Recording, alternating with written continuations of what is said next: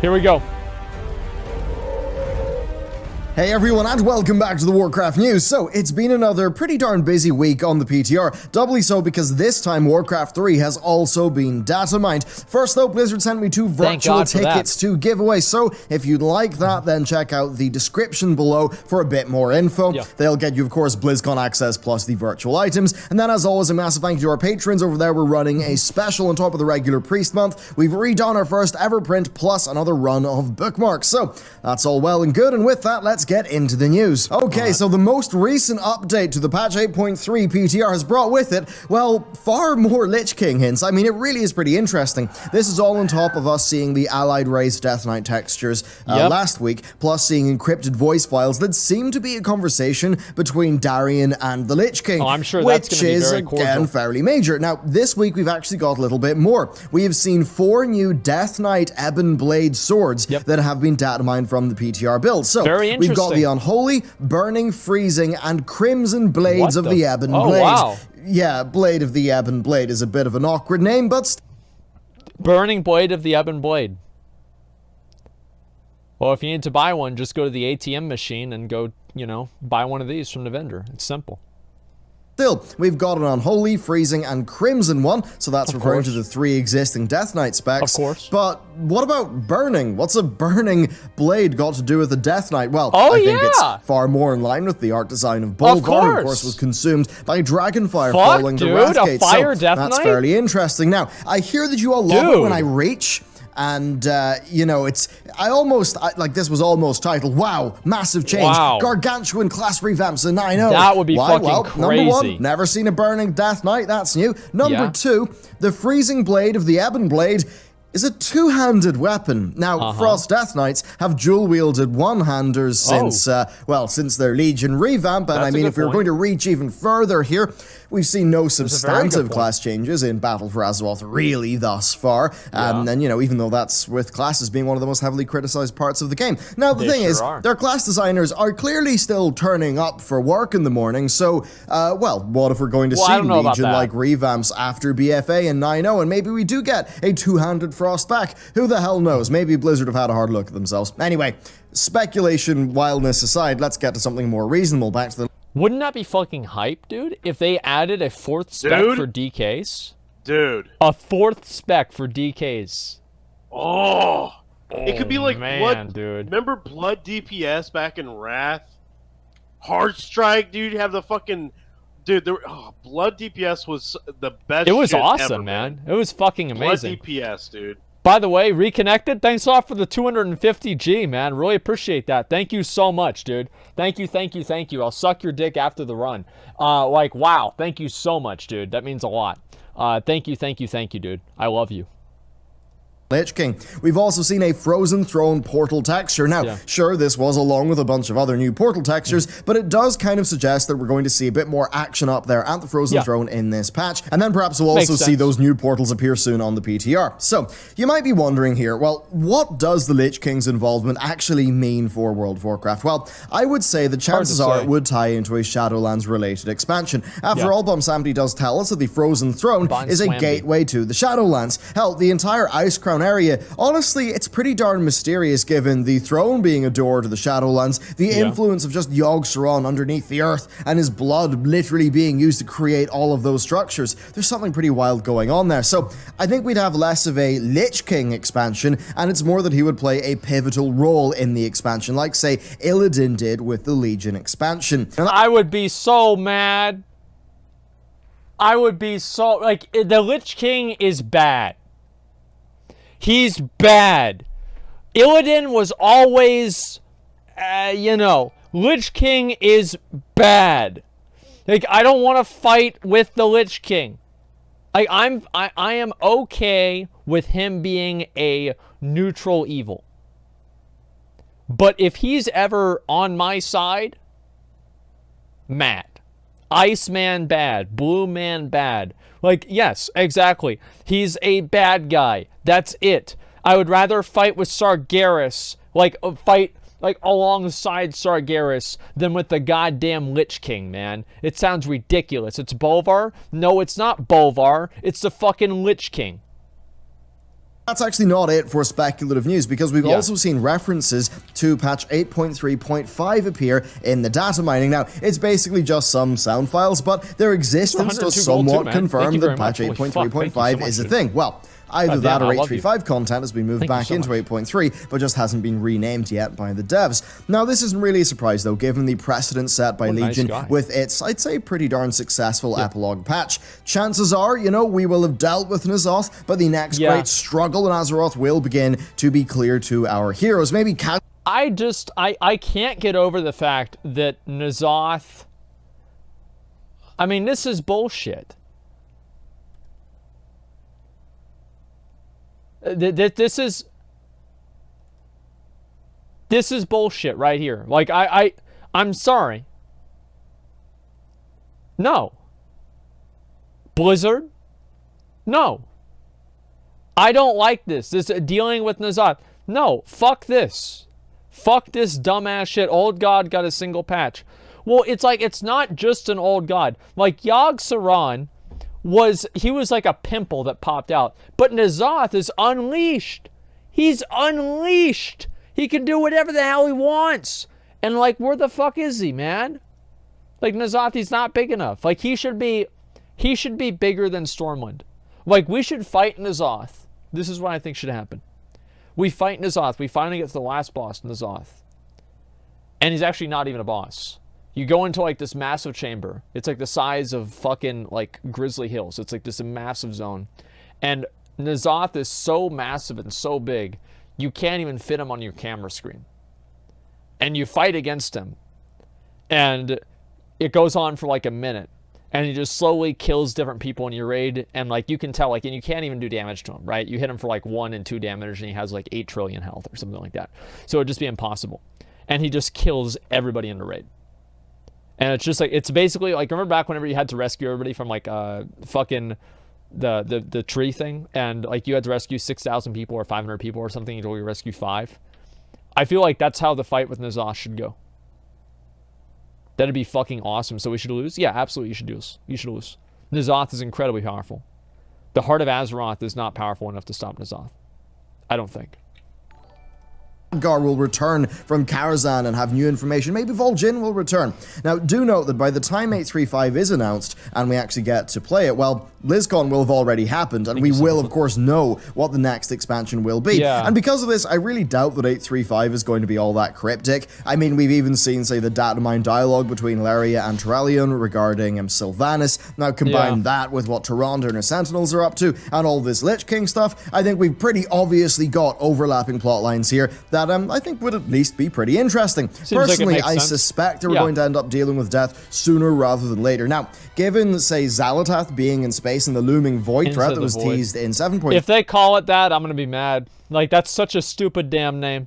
Into the void! Into the void! Like, I didn't like Legion either. I didn't like Legion, Into the Void. The rest of them I thought were actually fine. Actually, I didn't like Battle for Azeroth either. I thought the name was stupid. I remember whenever they told us that, I was like, I asked the guy that told me at Blizzard, because like he told me ahead of time, right? Because like we had to know all the information. I'm like, are you sure? He's like, yeah. I'm like, all right, okay. Yeah, that's it. You know.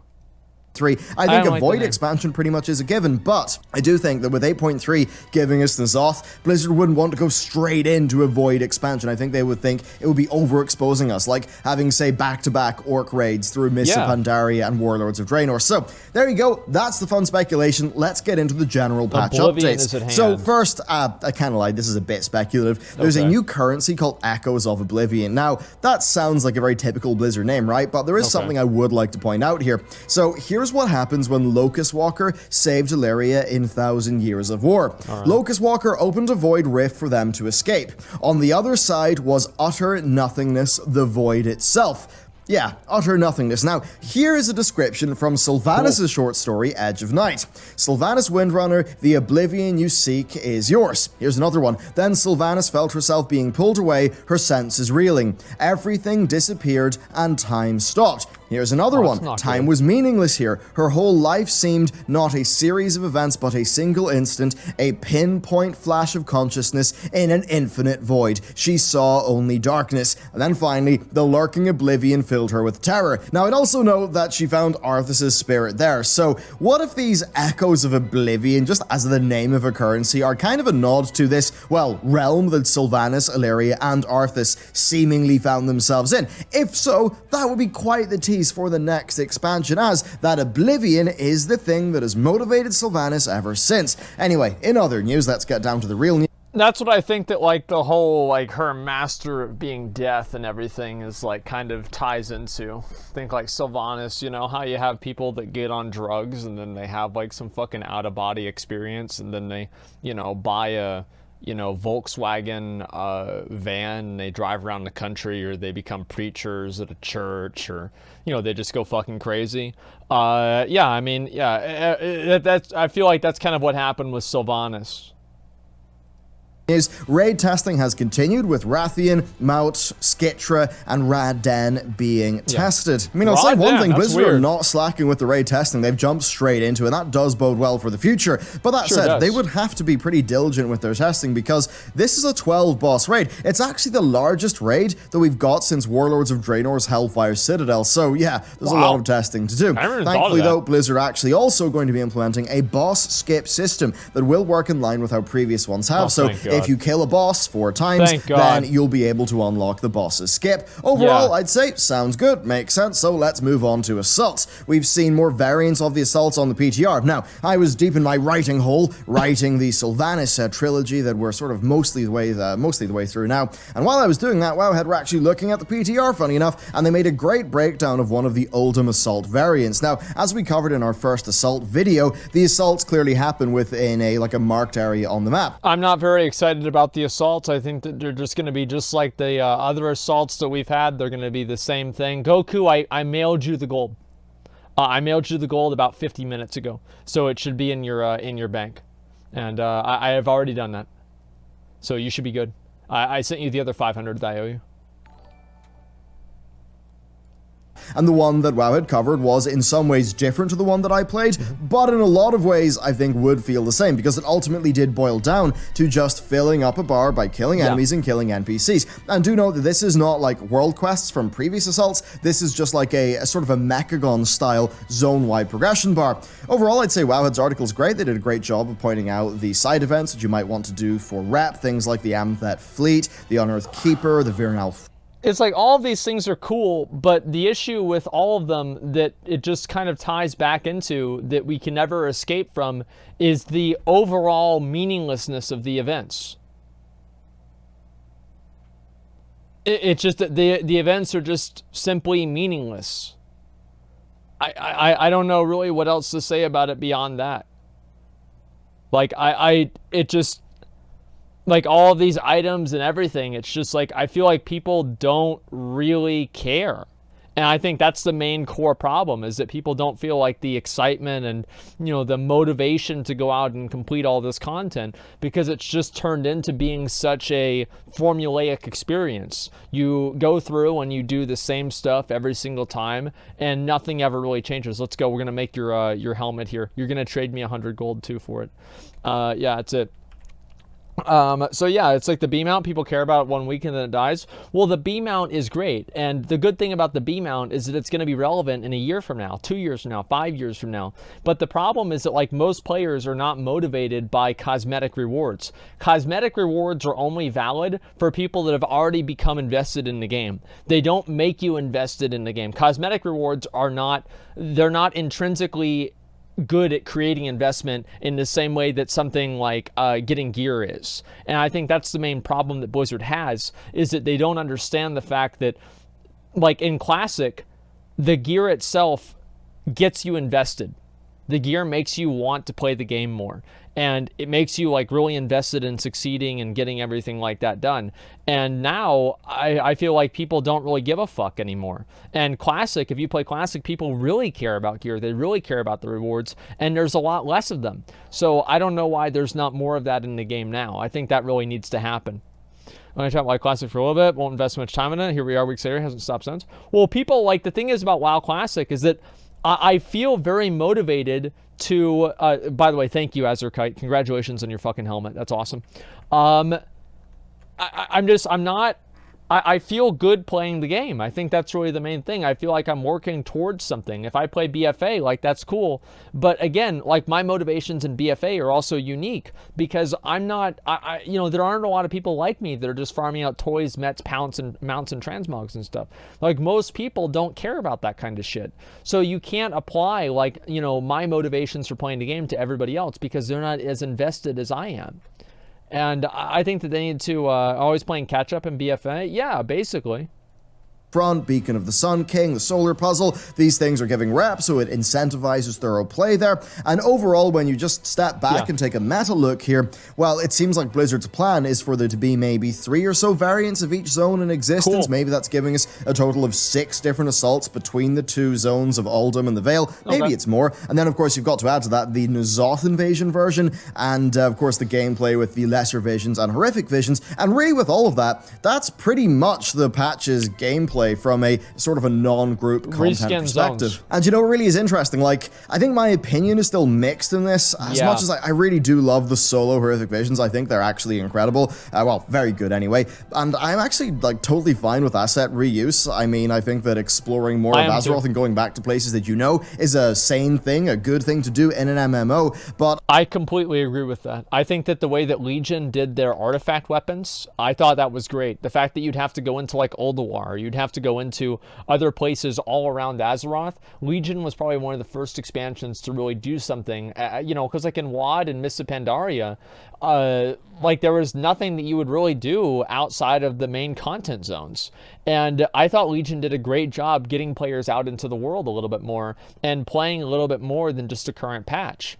And I think that's great, but also the fundamental problem is that, like, you have to, Blizzard has a problem with motivating players to play the game more. That is, I think, their main, that is what's really holding them back, is that their content is not fundamentally motivating. And if they can fundamentally motivate people, if they can get people to really want to play the game a lot more, that's all they need to do.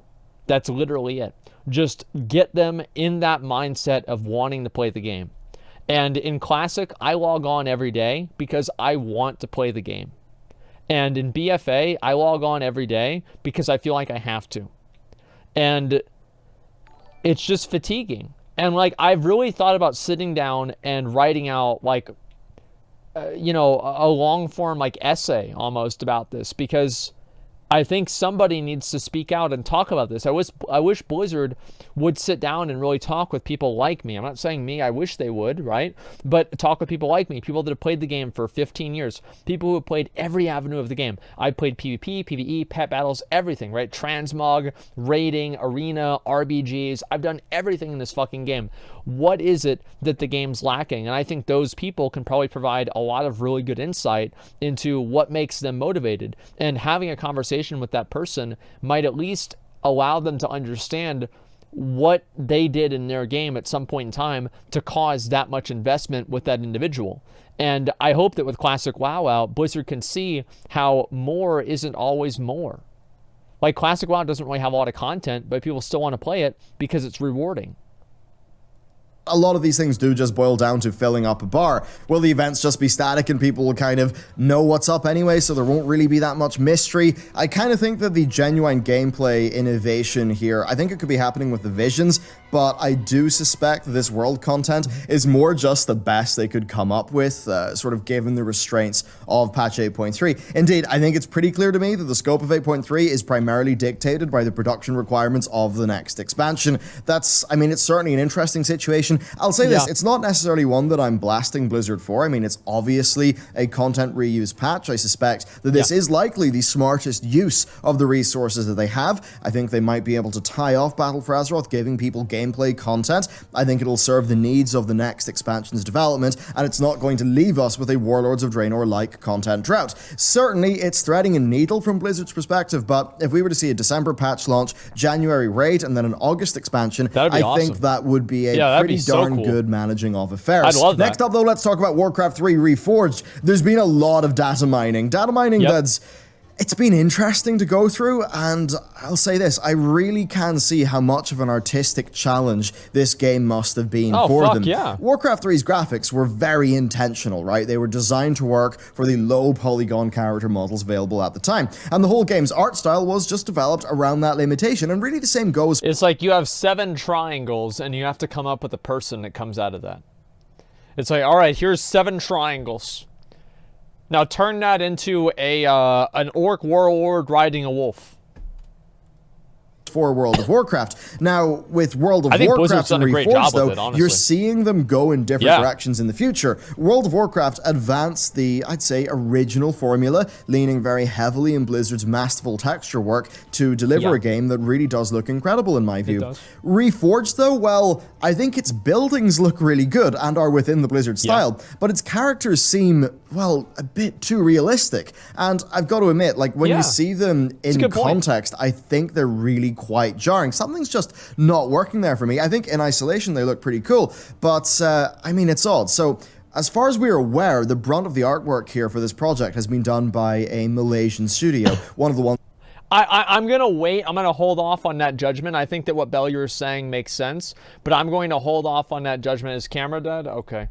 Just give me this. I don't know why my camera's been dying so much recently. I have no idea. Usually it doesn't do that, but, you know, we're good now.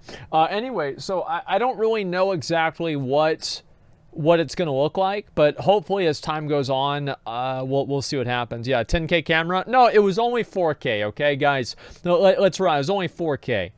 I didn't waste $10,000 on this. Maybe I'll have to buy a second one, and then I will. That helped out on StarCraft Remastered. Now, this, like, outsourcing, that is industry standard overall, but when I look at these assets, it's like they're great in isolation, but they're a bit strange in a scene, and I think combine that with a clear delay in Warcraft 3 Reforged, and we've got a recipe for confusion. I mean, Reforged was announced with, like, Blizzard, like, doing pre-orders with a summer 2019 release date. That didn't happen, of course. August 31st is technically the end of the summer, so something clearly has been going on here behind the scenes. And I think when you look at the assets up close, I mean, the buildings look really great, but the units themselves, I think they're just far too realistic. Great in isolation, but viewed in scene, I actually think they've departed from the look of Warcraft 3 and just Warcraft in general. I mean, to be honest with you, they kind of look like Raid Shadow Legends characters. You know, that mobile game that's just on every YouTube video these days? I mean, I probably get about 3 emails a day from Raid Shadow Legends, so I've seen that bloody thing too much. Gonna be an ad. But overall, though, it's just... I really think Bellular missed a great opportunity right there. Like, he had such a good opportunity and be like, yeah, just by the way, like this other guy, yeah, he ruined the opportunity. Dude, that would have been the best segue ever. You just promoted him? I don't care. But, like, overall, I can see what he's saying. I actually kind of... it does feel maybe a little bit busy, but I think that's also, I mean... we don't really have a lot else to go off of in terms of, like, RTS games nowadays. I mean, like, the biggest RTS game nowadays, I'm pretty sure is probably still StarCraft 2. Like, who the fuck else even plays any of these other games? I think there's a few other ones that have come out recently, but I've never really gotten into it. Like, Command & Conquer is dead. You know, like, Warcraft franchise is dead. Total War Game is, you know, basically dead. Age of Empires 2? Yeah, and so you're either going to play a game from 2001 or a game from 1998. You know, you're going to have to go back in time by a pretty good fucking margin to play this again. That's my whole point. Just a strange situation. I've got to imagine here that there's been, like, basic art oversight, but the Blizzard hasn't committed that much manpower to the project in terms of just getting the art assets made. I think that's maybe what it initially was. Maybe they've had to change that. I just kind of imagine that it's just the classic games team sort of handling the coding in-house and the assets externally. Okay, and I think when you compare the readability between this, Warcraft 3, and StarCraft 2, I think you can see that the Blizzard-led games are just a little bit more readable when it comes to the gameplay. So overall, to me, I mean... it does look like it's missing out on the Blizzard quality mark. I'll say that much, but again, it's early days. It could... I will agree that it doesn't look like a Blizzard game as much.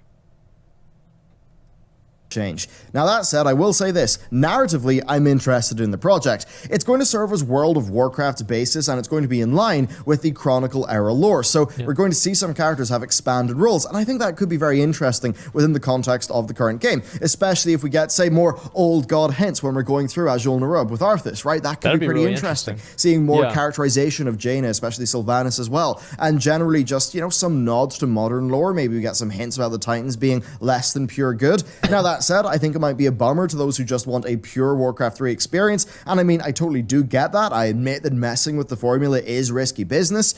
Still, though, there is the potential for them to do something cool with it, and I think I'd be particularly interested in new campaigns. I mean, I actually would prefer them to do, I would prefer them to create new content for Warcraft 3. I just feel like the difference between like Warcraft 3 and like Warcraft 3 Reforged and like BFA and Classic WoW in my mind is that you can still go back and play Warcraft 3 if you want. Like you can go back and play it. Like Classic WoW, you can't go back and play it unless you want to go play on a private server or something. So you still have that old game. So I think it's completely restrictive, and it's like it's very narrow-minded to want Warcraft 3 Reforged to be the exact same as Warcraft 3. And like, you know, Reign of Terror, I think that's what it's called, right? Something like that. And so I think the second was Tides of Darkness, and then there's the Frozen Throne. I would really like to see the game actually, you know, change things up a little bit. And not really change things up, but in like a major way, like, oh, well, Arthas is a good guy now, but make it more in line with the Warcraft lore. And they could even use Warcraft 3 storylines to create content and narratives that people can use in World of Warcraft later on. Like, this is a really big opportunity for them to do this. And I think that also it's being sold as Warcraft 3 Reforged. And, you know, if you reforge an item, you take the mastery and you turn it into crit. It's two different things. And I actually really like that Blizzard is taking this direction with Warcraft 3. I don't know. What do you guys think about that? Do you guys agree or not? New campaign. There's a big-ass cockroach on the wall. No, he's not. No, that's not a cockroach. Everything's good. Just a minute. Yeah, we're fine. Retcons without time travel stupidness? Well, the reason is because they retconned the game already. Like, they've already retconned the game in a really big way by adding in the Chronicle and then kind of clarifying, that's what they're saying, clarifying a lot of the changes that they made with the lore. So I'm actually completely okay with this. I think that Blizzard's making the right decision. With World Editor, there'll be tons of fan-made campaigns. Well, I'll be real. I'm not particularly excited about playing fan-made campaigns. I want to actually just play the Blizzard content. But I could see other people that would enjoy that, like a Lich King, a Frozen Throne campaign or something like that. That'd be really cool.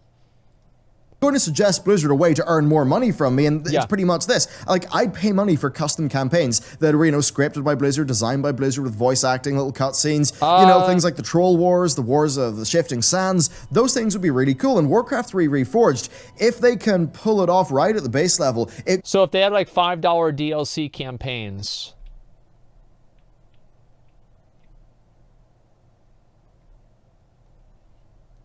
I mean, it's a one-time, like, no.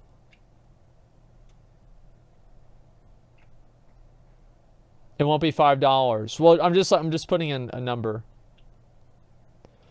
So, is there anybody saying no besides the fact that they just don't want to spend money for it? Because if that's why, okay, that's fine. I feel like that's probably the biggest reason why people are saying no, is they're like, well, fuck this. I don't want to spend money on the game. And I get that. It makes sense. I'm pretty sure a lot of people feel that way. But I don't necessarily think that's something that it's buy to play. Yeah, I mean, I think a game that's buy to play, if you have like continuous content coming out for it, it's the same as an expansion, basically. Like if you buy the Frozen Throne for Warcraft 3, you're basically buying more content for the game that changes things up a little bit. And it seems like that's basically the same thing as a DLC campaign, but just on a smaller scale. We're not having enough content, they keep rolling stuff out, so complain. Yeah, I think so too. It'd be okay. No to $5 DLC because Blizzard will abuse it. Okay, so it's just like a paranoid thing. Like, I get that. I can see why you feel that way. But still, I mean, I think this is actually a really good idea that Bellular has. Could be a really good way for Blizzard to, well, quite simply, tell some of those stories and also make a quick buck, which seems like a win-win for us and them. But anyway, there you go. That's it for the Warcraft news. We've got nice little updates on the PTR. Crazy speculation with the Lich King. I know I went a little bit off the rails when I talked about the class stuff. I mean, come on.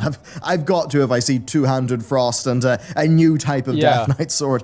Realistically, though, I'm thinking that they're probably just like starter weapons for new Death Knights when the allied races get to be Death Knights. And I mean, for that, I think it's pretty simple. Something's going to happen. The Lich King's going to come in. He's probably going to be like, yo, dudes, I'm going to raise up some new Death Knights for you, and we'll probably be mostly buddy-buddy. Maybe Talia will be involved. It could be pretty interesting. Cool. I mean, I do have a crazy theory for Arthas, and I've got a theory for how they can make Arthas return that's sort of in line with what I said there about Sylvanas and Illyria seeing that void, and Arthas also being sort of lost within that void, but that's definitely one I need to think a little bit more on, because right now, it is just a harebrained theory. Anyway, I hope you enjoyed this video. Let me know what you thought about the things down below. If you'd like the chance of winning a BlizzCon 2019 virtual ticket, then check out the link down below. Cheers! Okay. I'll see you next time. All right.